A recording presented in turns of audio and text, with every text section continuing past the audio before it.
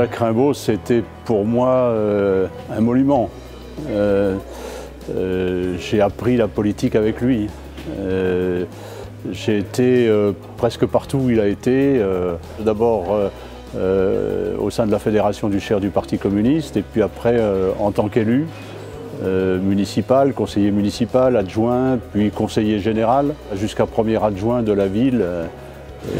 Et donc ce qui a entraîné que je sois maire quand il est décédé. Mais c'était surtout un personnage qui avait une gouaille extraordinaire, des répliques dont tout le monde se souvient, très dynamique, et d'une efficacité dans la gestion qui était redoutable et qui était reconnue. Beaucoup de gens encore m'en parlent aujourd'hui, quoi.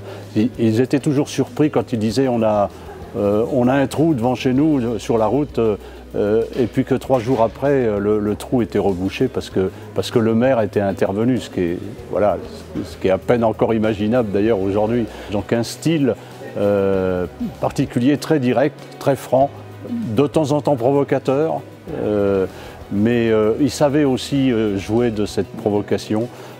Donc vraiment un grand personnage et puis surtout un bâtisseur.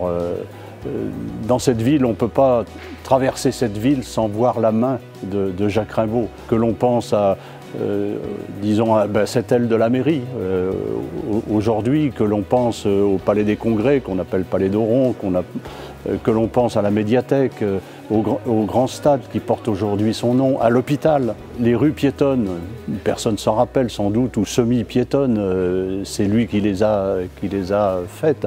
Donc il a encore dans cette ville, 30 ans après son décès, on voit sa main. C'est assez extraordinaire d'ailleurs.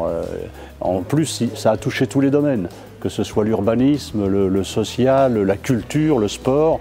Il a touché tous ces domaines de la ville, avec cette idée qu'on ne pouvait pas séparer la justice sociale de la démocratie.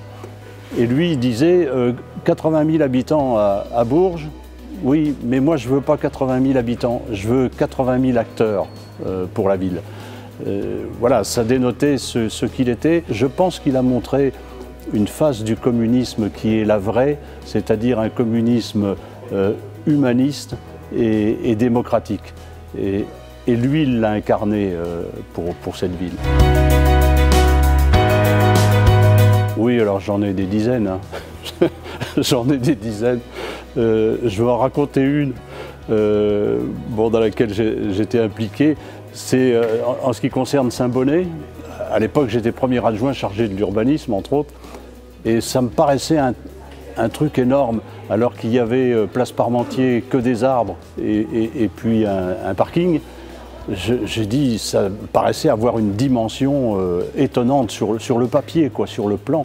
Donc je suis allé voir et j'ai mesuré la longueur, la largeur du bâtiment. Les gens qui m'ont vu faire, ils ont dû dire, il est fou celui-là.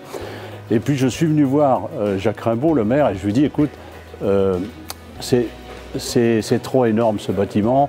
Je sais bien qu'il y a celui de la sécurité sociale en face, mais il faut voir qu'ici il y a des arbres, il y a un parking, ça risque de dénoter un peu. Et alors il fait ah bon, tu crois? Oui, bah écoute, va voir. En plus, sa maman habitait place Parmentier, il est né place Parmentier, donc il connaissait parfaitement. Et donc 3-4 jours après, il m'appelle, il dit viens dans mon bureau. J'arrive, il y avait donc l'architecte qui faisait, et le promoteur qui faisait les bâtiments, et il essayait de les convaincre de réduire le bâtiment. Il a eu beaucoup de difficultés, et au bout d'un moment, il appelle l'huissier et dit allez me chercher un scalpel. Donc l'huissier se débrouille pour trouver un scalpel, et puis le bâtiment qu'il avait devant, il avait la maquette, et il s'est mis à tailler les angles. Et on le voit, on voit que les balcons ont été taillés. Il a taillé les angles, il a dit allez, vous me faites ça comme ça, parce que ça va faire trop énorme, trop mastoc.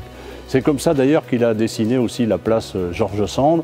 Tout le monde n'arrivait pas à se mettre d'accord sur le parking, etc. Il a dit bon, donnez-moi un bout de papier, moi je vais vous le faire, votre parking, parce qu'il était comme ça, donc c'est assez extraordinaire. Et j'en ai d'autres, j'en ai à l'appel. Il n'y a pas un mot pour le définir. Je pense surtout qu'il a été l'un des plus grands maires de Bourges du XXe siècle, si ce n'est le plus grand.